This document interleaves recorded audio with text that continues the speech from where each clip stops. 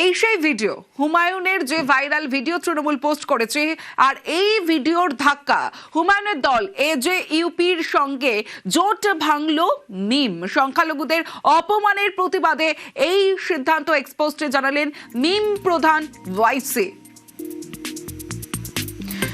আমার সঙ্গে প্রণব বন্দ্যোপাধ্যায় রয়েছে। প্রণব, ভোটের আগে এই যে ভাঙন, এই ভাঙন কতটা তাৎপর্যপূর্ণ?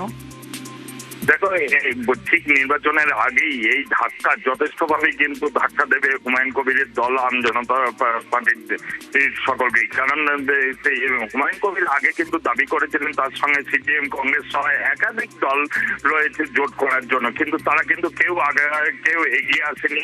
শেষ পর্যন্ত মিমের সঙ্গে নিয়ে কিন্তু সে জোটবন্ধন করেছিল।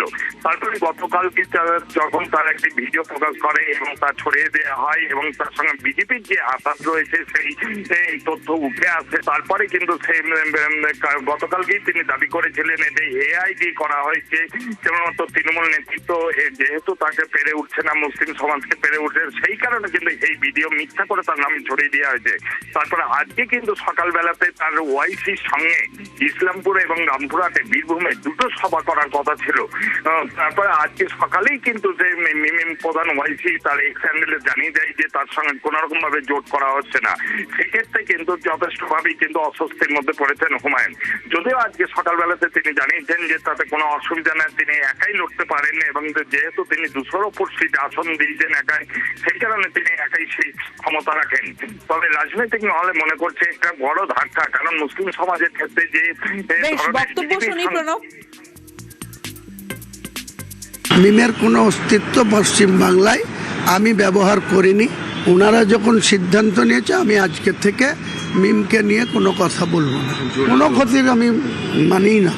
কারণ আমি কারোর উপরে নির্ভর করে আমার রাজনৈতিক দল আমি ওপেন করিনি।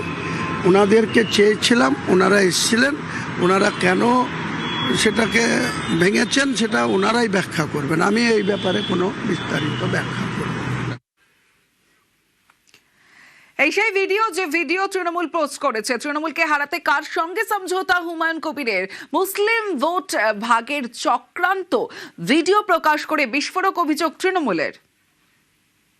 मेरा जो ऑप्शन रहेगी, मैं जो 1000 करोड़ रुपया आपको मांगते हैं ना, तो मैं 300 करोड़ रुपया में पहले से वो जो आपको बिहार में जो चुनाव नीतीश कुमार की जो फॉर्मूला में किया, जो 1,000 करके 12 महीना में एक साल में 12,000 है, वो दे दिया 10,000 करके पर फैमिली। तो पूरे वोट तो आपका पास चला गया। मतलब आपका कहना है कि ऐसे ही आप उसको बेवकूफ बना, लेकिन वो लोग क्या इतना बेवकूफ बनेगा? जरूर बनेगा। 1,000 रुपया आप देगी तो आपको पूरा फायदा मिलेगा। मेरा ये भी आपको एग्रीमेंट करके देंगे, जो मेरा सीट तो 70-80 होगी, आपको 100 से 120 तक पहुंच जाएगी, तो ममता बनर्जी वो 100 से नीचे रहेगी। सारे ये मुसलमान मेरा ऊपर पूरा भरोसा करेंगे, आपको याद दिलाते हैं। तो मैं ही आपको यही बोलते हैं, जितना जल्दी है 200 करोड़ दे दीजिए। मेरे को साथ दिल्ली हो कोई ऐसा कॉन्फिडेंशियली कोई कलंदर अधिकारी को साथ में टाइम से बात हो रहा है, आपको जहाँ बैठ के जितना नेता को सब बैठे, लेकिन ये कॉन्फिडेंशियल इलेक्शन का टाइम था, ये किसी को खुलना नहीं चाहिए। पता नहीं होना चाहिए कि आपके साथ बीजेपी का समझौता है। ये होने का तो मेरा रिजल्ट खराब, ये होने से तो आपके पास से मुस्लिम लोग निकल जाएगा। वो बोलेगा कि इनको पर्सनल इंटरेस्ट में ये सब किया। मेरा को साथ आपका एग्रीमेंट होगा, साइन होगा, मैं इलेक्शन का बाद आपका चीफ मिनिस्टर होगा, जिसको भी आप निर्णय लेंगे मैं खुलना सपोर्ट देंगे, कोई दिक्कत नहीं। मैं ओपन बोल रहा हूँ, जो ममता भाजपा कोई चीफ मिनिस्टर होगा, मेरा कोई दिक्कत नहीं है, कोई प्रॉब्लम नहीं। तो आप ही आपको वोट तक यहाँ पर आपको अंदर से आपको सुरेंद्र अधिकारी के साथ रिलेशन रखना है, लेकिन ओपन में आपको उसको गाली भी वो भी मेरा खिलाफ बोल रहा है। हुमायून को भी जो बाबरी मस्जिद का लिम रखा, तो वो मैं 150 तक पहुंचने दीजिए। मैं चीफ मिनिस्टर होने दीजिए तो इनको मैं रोक दूंगा, इनको बाबरी मस्जिद नहीं बनने दूंगा। वो तो बोलना ही चाहिए, तो मेरा कोई दिक्कत नहीं है।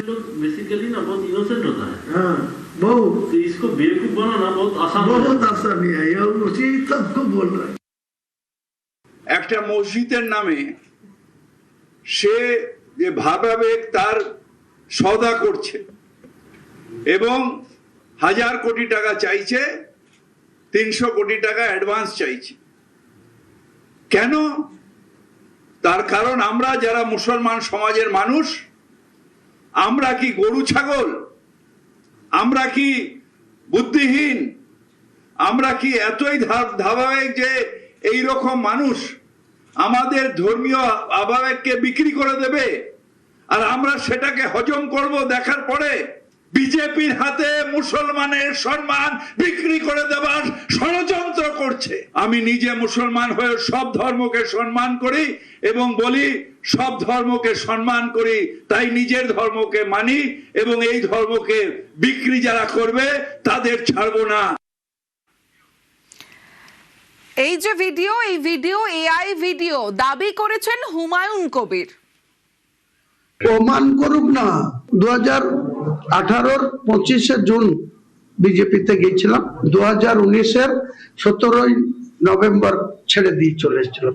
ওই টাইমের বাদ দিয়ে যদি কোনো ছবি বিজেপির কোনো নেতার সঙ্গে দেখাতে পারে, এটা পুরো প্ল্যান করে হুমায়ুন কবিরকে ভয় পেয়েছে। এখন আর সোজা পথে মোকাবেলা করতে পারছে না, এআই করে ভিডিও বানিয়ে হুমায়ুন কবিরকে মেলাইন করার চেষ্টা করছে। মানহানি মামলা করব এবং তাদের বিরুদ্ধে এই মিথ্যাচার করার জন্য আরো মুসলিম ভাইদের কাছে যতটা আপিল করার দরকার, যতটা অনুরোধ করার দরকার করব।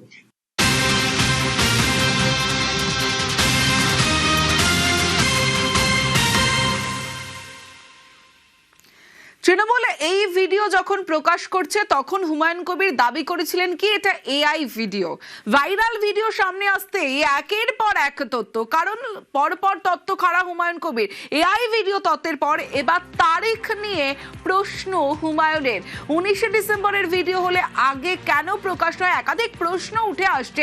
সান্নিক রয়েছে আমার সঙ্গে। সান্নিক, সমস্যা হুমায়ুন কবির এর আগে আমরা দেখেছিলাম এই ভিডিও প্রকাশের পর তিনি সরাসরি বলে দিয়েছিলেন এটা এআই ভিডিও, কিন্তু এখন তিনি যেটা বলছেন যে 19 ডিসেম্বরে যে ভিডিও বলে দাবি করা হচ্ছে সেই ভিডিও যদি 19 ডিসেম্বর হয়ে থাকে, তারপরে তার দল গঠন এবং তারপরে তার দলের রেজিস্ট্রেশন হয়েছে, তাহলে এতদিন পরে এই ভিডিও কেন প্রকাশ করা হলো? এমনকি তার দলের যখন রেজিস্ট্রেশন হয় তার আগে রাজ্যের মুখ্য নির্বাচনী আধিকারিকের নির্দেশে তার দলের বিরুদ্ধে যে ইনকোয়ারি হয়েছিল, সেই ইনকোয়ারির সময়ও কেন এর আগে এই ভিডিও প্রকাশ করা হয়নি সেই প্রশ্ন এবার তিনি তুলছেন।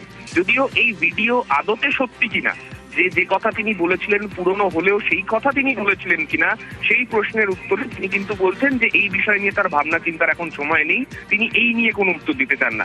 তবে অবশ্যই একদিকে যখন তার এই ভিডিও প্রকাশ হয়েছে তারপরে তার জোটসঙ্গী মিলের তরফে যেভাবে তাদের সঙ্গ ছাড়া হয়েছে তাতে কিছুটা হলেও দল অস্বস্তিতে, কিন্তু সেই বিষয় নিয়েও তিনি বলছেন যে এটা আদতে কিন্তু তার দলের কোনো ক্ষতি হবে না, তার দল একা চলতে পারে সেই নীতি নিয়েই তিনি তার দল বানিয়েছিলেন, তেমনটাই কিন্তু তিনি দাবি করছেন সংবাদ মাধ্যমের সামনে। বেশ, যে ভিডিও কাল প্রকাশ করেছে সেটা কত তারিখের ভিডিও? 19 ডিসেম্বরের ভিডিও সম্ভবত।